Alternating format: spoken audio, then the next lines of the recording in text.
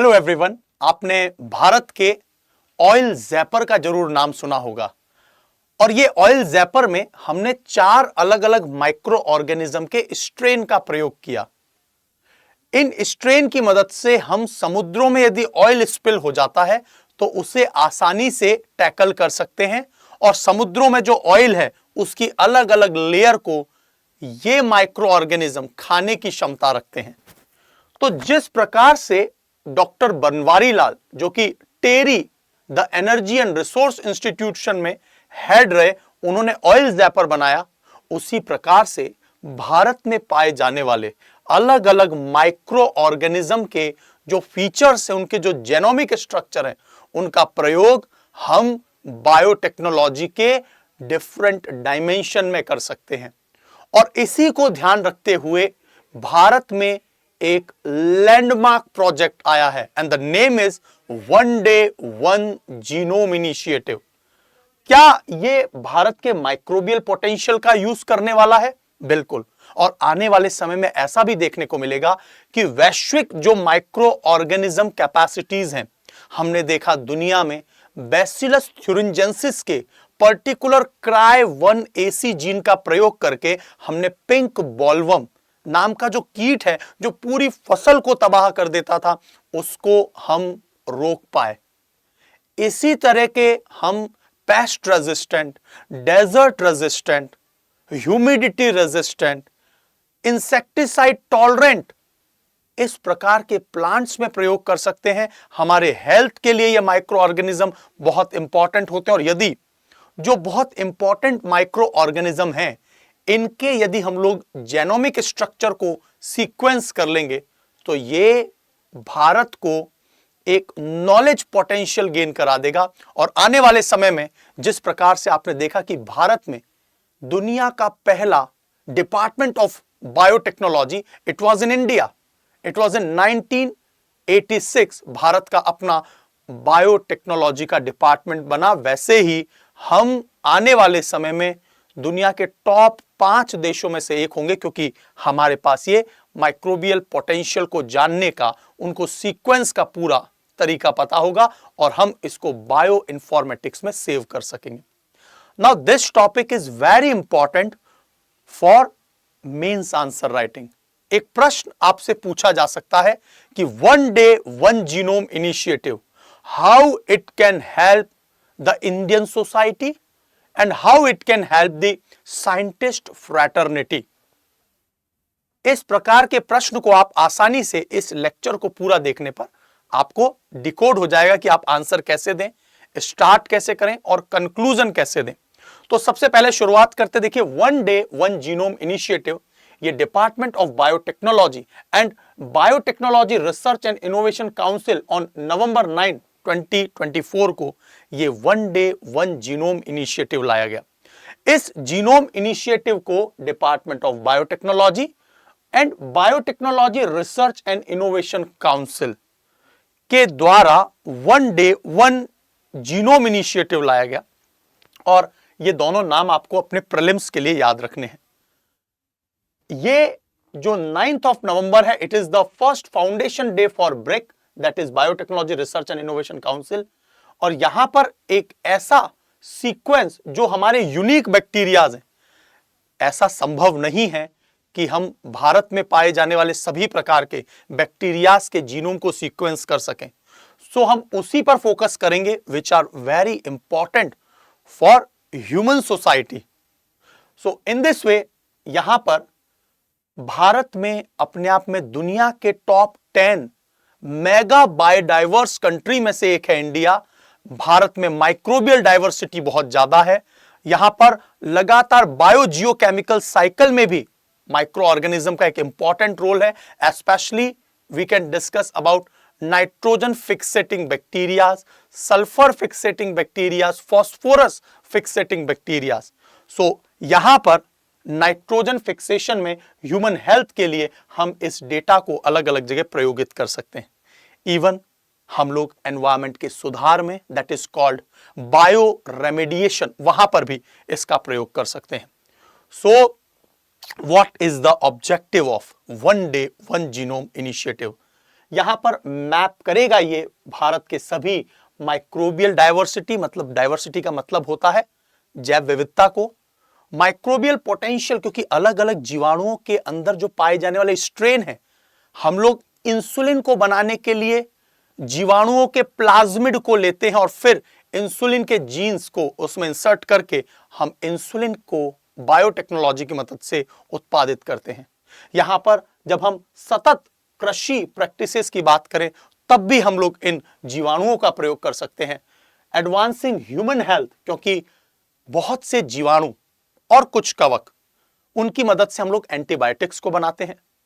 Environment protection के लिए मददगार साबित हो जाएगा और सबसे खास बात, ये डेटा पब्लिकली एक्सेसिबल होगा और इसीलिए भारत की सभी यूनिवर्सिटीज, कॉलेजेस में रिसर्च हो सकेगी और देश में यहां पर फ्री एक्सेस प्राप्त हो जाएगा। तो डेटा रिसर्चर्स की मदद से और भी बहुत से एनालिटिक्स हमको क्लियर हो जाएंगे। सो प्रोफेशनल्स, पॉलिसी मेकर्स और जनरल पब्लिक इसका यूज कर पाएगी। So what is the importance of micro organism in ecosystem? उनके अलग अलग काम है, आप देख सकते हैं। सॉइल फॉर्मेशन, उसकी फर्टिलिटी, जैसे नाइट्रोसोमोनास, नाइट्रोबैक्टर, एजेक्टोबैक्टर एंड राइजोबियम, ऐसे बहुत से जीवाणु जो हैं पाए जाते हैं मृदा में। इसके अलावा वेस्ट डिग्रेडेशन, बहुत से जीवाणु फर्मेंटेशन का प्रयोग करते हैं सड़ाने में चीजों को, तो वहां पर वेस्ट डिग्रेडेशन में भी ये जीवाणु हमें मदद करते हैं। नॉट ओनली दिस, हमारे ब्रेन की बहुत सी लेयर्स में भी माइक्रो ऑर्गेनिज्म पाए जाते हैं। इसके अलावा हमारे गट ऑफ इंटेस्टाइन, वहां पर भी ये जीवाणु पाए जाते हैं। सो बहुत से जीवाणु प्रोबायोटिक्स का काम करते हैं। जब भी कभी हमारे शरीर में कई प्रकार की न्यूट्रिशनल एक्टिविटीज नहीं होती हैं, कई बार हमने देखा कि जब व्यक्ति को डिहाइड्रेशन हो जाता है, उल्टी दस्त हो जाती है, तो उस केस में ये माइक्रो ऑर्गेनिज्म नष्ट हो जाते हैं। प्रोबायोटिक के तौर पे भी हम लोग दही, कर्ड में पाए जाने वाले जीवाणुओं का प्रयोग किया करते हैं। इसके अलावा बायोटेक्नोलॉजी के जो इंडस्ट्रियल प्रोडक्ट है, फॉर एग्जांपल बटर के मैन्युफैक्चरिंग में और अल्कोहल के मैन्युफैक्चरिंग में, इसके अलावा हम लोग जब भी एसिटिक एसिड का निर्माण करते हैं, हम लोग माइक्रो ऑर्गेनिज्म का प्रयोग कर रहे हैं। सो इन दिस वे ये हमें कार्बन सिक्वेस्ट्रेशन में भी मदद करेंगे, क्योंकि कई ऐसे भी माइक्रो ऑर्गेनिज्म देखे गए हैं। रिसेंटली चर्चा में था विरोवोर वायरस, जो वायरस को भी खा सकते हैं। इस प्रकार के प्लैंकटन वाले माइक्रो ऑर्गेनिज्म देखे गए, तो वो क्या कर लेंगे, वायरसेस जो हार्मफुल है उनको खत्म कर देंगे। यहां तक कि प्लास्टिक को बायोडिग्रेड कर देने वाले माइक्रो ऑर्गेनिज्म खोजे गए। तो ये माइक्रो ऑर्गेनिज्म के जीनोम यदि सीक्वेंस्ड रहेंगे तो ये large genomic data, it will helpful for the Indian society as well as for Indian scientific fraternity. So इस डेटा से वो लोग मदद प्राप्त कर सकेंगे। एग्रीकल्चर में, पेस्ट कंट्रोलिंग में, नाइट्रोजन फिक्सेशन में और सॉइल की फर्टिलिटी इंप्रूवमेंट में ये मददगार साबित होते हैं। ह्यूमन हेल्थ में, हमारे डाइजेशन में, हमारे इम्यूनिटी में एंटीबॉडीज के रूप में और मेंटल हेल्थ में। कई बार आपने ये सुना होगा कि gut brain axis suggest that microbials are influence mental health, affecting the condition like depression and anxiety. So कई बार एंजाइटी, डिप्रेशन का कारण माइक्रो ऑर्गेनिज्म होते हैं। हमको उनके यदि जेनोमिक्स पर, so research into microbial genomics will allow scientists to better understand the relationship between human health and microbiomes. So in this way probiotics, gut health therapies etc. इन सब में और नए ड्रग को बनाने, थेरेपेटिक सॉल्यूशन को प्राप्त करने के लिए ये माइक्रो ऑर्गेनिज्म मददगार साबित होंगे। सो इस तरह के जो ग्रैंड इनिशिएटिव है, ओवरऑल पूरा इंडियन रिसर्चर्स और स्कॉलर्स, इंडस्ट्री, ये सभी जब ऑर्गेनाइज्ड होकर काम करेंगे तो भारत में एक बायोटेक्नोलॉजी का इकोसिस्टम तैयार करने में मदद मिलेगी। वैक्सीन्स को बनाने में ये माइक्रो ऑर्गेनिज्म बहुत मदद करेंगे। So genomic sequencing, the power of data, और यहां पर कई प्रकार के जो एंजाइम्स बनाने में, हार्मोन्स को बनाने में, राइट, बायोएक्टिव कंपाउंड्स को बनाने में, एंटीमाइक्रोबियल रेजिस्टेंस जीन को बनाने में ये जीवाणु हमारी मदद कर सकते हैं। और जब ये डेटा ओपनली दुनिया के लिए खुला होगा तो दुनिया भर में भी जो इस प्रकार के इनिशिएटिव लिए गए हैं उसके साथ हम कोलैबोरेटिव अप्रोच के साथ अपने नॉलेज को और ज्यादा एक्सपैंड कर सकते हैं। सो ग्लोबल कोलैबोरेशन देखने को मिलेगा, इंडस्ट्रियल एप्लीकेशन में इसका प्रयोग होगा और पब्लिक एंगेजमेंट में भी हम इसको देखेंगे। सो in this way now see, ये पूरा बॉडी वाला पार्ट था, आपको कैसे दुनिया भर में कोलैबोरेशन हो सकता है। अब how you will conclude this whole thing, क्योंकि मेंस पर्सपेक्टिव के लिए this topic is super important. So see, one day one genome initiative, it is a landmark project that underscore the potential of India's rich microbial diversity in addressing global challenges in agriculture, health and environment. By sequencing bacterial genome and making this information freely available, जब ये freely available होगी, the initiative will be helpful for scientific innovation, for sustainable development.